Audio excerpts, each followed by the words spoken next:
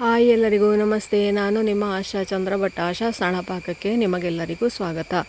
ಇವತ್ತು ನಾವು ಸಾಯಂಕಾಲದ ಸ್ನ್ಯಾಕ್ ಅಥವಾ ನೀವು ಊಟ ಮಾಡಲಿಕ್ಕೆ ಮನಸ್ಸಿಲ್ಲ ಅಂತಾದರೆ ಈ ಥರ ಪಲ್ಯ ಮಾಡಿ ಇದನ್ನು ತಿನ್ಬೋದು. ಇವತ್ತು ನಾವು ಮಾಡ್ತಾ ಇರೋದು ಮರಗೆಣಸಿನ ಪಲ್ಯ.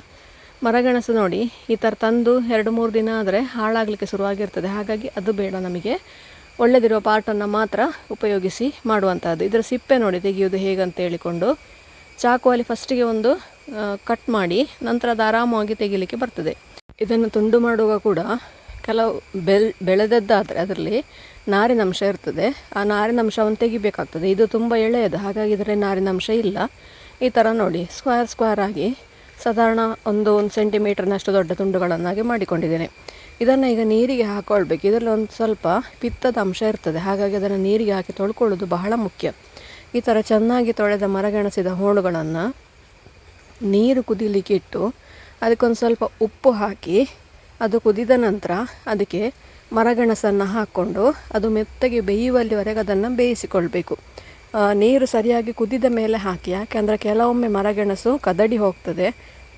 ಅದು ಮರಗೆಣಸಿನ ಗುಣ, ಅದು ನಾವೇನು ಮಾಡಲಿಕ್ಕೆ ಆಗೋದಿಲ್ಲ. ಅದಕ್ಕೆ ಒಂದೊಂದು ಮರಗೆಣಸು ಒಂದೊಂದು ಥರ ಇರ್ತದೆ. ಕೆಲವು ಪಕ್ಕ ಬೇಯ್ತದೆ, ಕೆಲವು ಪಕ್ಕ ಬೇಯೋದಿಲ್ಲ.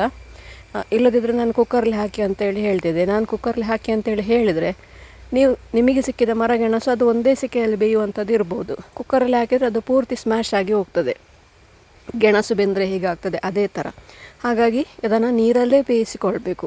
ಮತ್ತು ಒಂದು ಸ್ವಲ್ಪ ಉಪ್ಪು, ಒಂಚೂರು ತೆಂಗಿನೆಣ್ಣೆ ಹಾಕ್ಕೊಳ್ಬೇಕು. ಯಾಕೆ ಅಂದರೆ ಅದು ಆವಾಗ ಸರಿಯಾಗಿ ಬೇಯ್ತದೆ ಮತ್ತು ಕದಡೋದಿಲ್ಲ. ನೋಡಿ ಈ ಥರ ನೋಡಿ ಗಟ್ಟಿಯಾಗಿ ಹೋಳುಗಳಿರುವಾಗಲೇ ಅದನ್ನು ತೆಗೆದಿಟ್ಟುಕೊಳ್ಬೇಕು. ಆವಾಗ ನಿಮಗೆ ಸ್ಲೈಸ್ ಆಗಿ ತಿನ್ನಲಿಕ್ಕೆ ತುಂಬ ರುಚಿಯಾಗಿರ್ತದೆ. ಫೋರ್ಕಲ್ಲಿ ಚುಚ್ಚಿ ತಿನ್ನಲಿಕ್ಕೆ ಸುಲಭ ಆಗ್ತದೆ. ಈಗ ಒಂದು ಬಾಣಲೆಗೆ ಒಂದು ಸ್ವಲ್ಪ ಎಣ್ಣೆ, ನೀವು ಯಾವ ಎಣ್ಣೆ ಉಪಯೋಗಿಸ್ತೀರಿ ಆ ಎಣ್ಣೆಯನ್ನು ಹಾಕ್ಕೊಳ್ಬೋದು. ನಾನು ಕೊಬ್ಬರಿ ಎಣ್ಣೆ ಹಾಕಿಕೊಳ್ತಾ ಇದ್ದೇನೆ.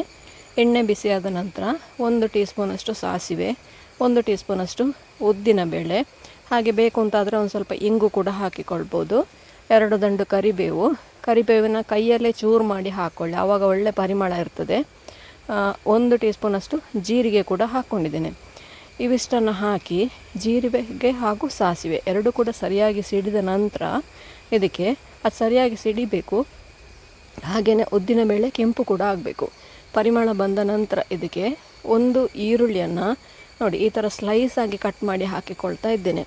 ಈರುಳ್ಳಿ ಹಾಕೋದ್ರಿಂದ ಸ್ನ್ಯಾಕ್ ತಿನ್ನಲಿಕ್ಕೆ ತುಂಬ ರುಚಿಯಾಗಿರ್ತದೆ. ಹಾಗಾಗಿ ನಾನು ನೀರುಳ್ಳಿಯನ್ನು ಹಾಕಿಕೊಳ್ತಾ ಇದ್ದೇನೆ. ನೀರುಳ್ಳಿಯನ್ನು ಟ್ರಾನ್ಸ್ಪರೆಂಟ್ ಆಗೋವರೆಗೆ ಅದನ್ನು ಫ್ರೈ ಮಾಡಿಕೊಳ್ಳಿ. ಅಂದರೆ ನಾವು ಮತ್ತೆ ಪುನಃ ನೀರು ಹಾಕಿ ಬೇಯಿಸೋದೆಲ್ಲ ಏನಿಲ್ಲ, ಈರುಳ್ಳಿ ಹಾಗೆ ಹಸಿಯಾಗಿ ಇರ್ತದೆ. ಹಾಗಾಗಿ ಕರೆಕ್ಟಾಗಿ ಬೇಯುವವರೆಗೆ ಅದನ್ನು ಫ್ರೈ ಮಾಡಿಕೊಳ್ಬೇಕಾಗ್ತದೆ. ನೋಡಿ ಈ ಥರ ಟ್ರಾನ್ಸ್ಪರೆಂಟಾಗಿ ಒಂದು ಸ್ವಲ್ಪ ಗೋಲ್ಡನ್ ಕಲರ್ ಬಂದ ನಂತರ 1/4 ಟೀ ಸ್ಪೂನಷ್ಟು ಅರಶಿನ ಹುಡಿ, ಖಾರಕ್ಕೆ ಬೇಕಾದಷ್ಟು ಮೆಣಸಿನ ಹುಡಿ.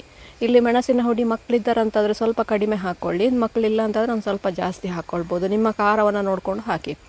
ಇದಕ್ಕೆ ಒಂದು 3 ಟೇಬಲ್ ಸ್ಪೂನಷ್ಟು ತೆಂಗಿನಕಾಯಿಯ ತುರಿ. ನಮಗೆ ಪಲ್ಯ ಅಂತೇಳಿ ಹೇಳಿದರೆ ಅದಕ್ಕೆ ತೆಂಗಿನಕಾಯಿ ಇಲ್ಲದೆ ನಮಗೆ ಅದು ಪಲ್ಯ ಕಂಪ್ಲೀಟ್ ಆಗೋದಿಲ್ಲ. ಹಾಗೆ ಒಂದು ಸ್ವಲ್ಪ ತೆಂಗಿನಕಾಯಿ ತುರಿ, ರುಚಿಗೆ ಬೇಕಾದಷ್ಟು ಉಪ್ಪು ನೋಡ್ಕೊಂಡು ಹಾಕ್ಕೊಳ್ಳಿ. ಉಪ್ಪು ನಾವು ಹೋಳು ಬೇಯುವಾಗ ಹಾಕಿದ್ದೇವೆ, ಹಾಗಾಗಿ ಅದರಲ್ಲೂ ಎಷ್ಟು ಉಪ್ಪುಂಟು ಅಂತೇಳಿ ಹೇಳೋದನ್ನು ನೋಡಿಕೊಂಡು ಒಂದು ತುಂಡು ತಿಂದು ನೋಡಿ ನಂತರ ಉಪ್ಪು ಹಾಕ್ಕೊಳ್ಳಿ.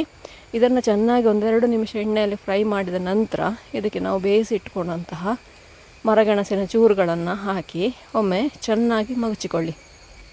ಇದನ್ನು ಸಣ್ಣ ಉರಿಯಲ್ಲಿ 1-2 ನಿಮಿಷ ಹಾಗೇ ಮಗಚುತ್ತಾ ಇರಿ. ಯಾಕೆ ಅಂದರೆ ನಾವು ಮಸಾಲೆ ಎಲ್ಲ ಹೊರಗಡೆ ಇದೆ, ಅದು ಹೋಳು ಸಪ್ರೇಟಾಗಿ ಬೇಯಿಸಿದ್ದೇವೆ.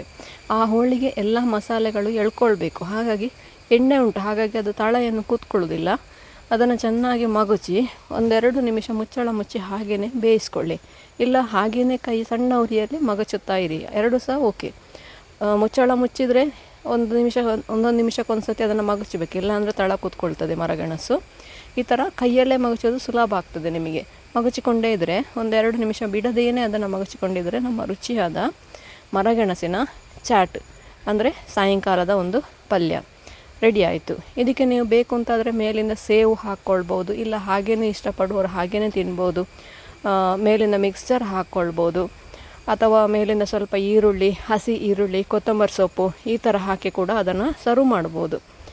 ನೀವು ಕೂಡ ಇದನ್ನು ಖಂಡಿತ ಒಮ್ಮೆ ಟ್ರೈ ಮಾಡಿ ನೋಡಿ. ಹೇಗಾಯಿತು ಅಂತೇಳಿ ಕಮೆಂಟ್ ಮೂಲಕ ನನಗೆ ತಿಳಿಸಿ. ಲೈಕ್ ಕೊಟ್ಟು ಶೇರ್ ಮಾಡಿ.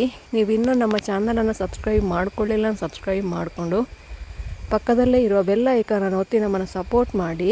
ಮುಂದಿನ ವಿಡಿಯೋದಲ್ಲಿ ಇನ್ನೊಂದು ಹೊಸ ಅಡಿಗೆಯೊಂದಿಗೆ ಇನ್ನೊಂದು ಹೊಸ ರೆಸಿಪಿಯೊಂದಿಗೆ ಪುನಃ ನಿಮ್ಮನ್ನು ಭೇಟಿಯಾಗ್ತೇನೆ. ಧನ್ಯವಾದಗಳು.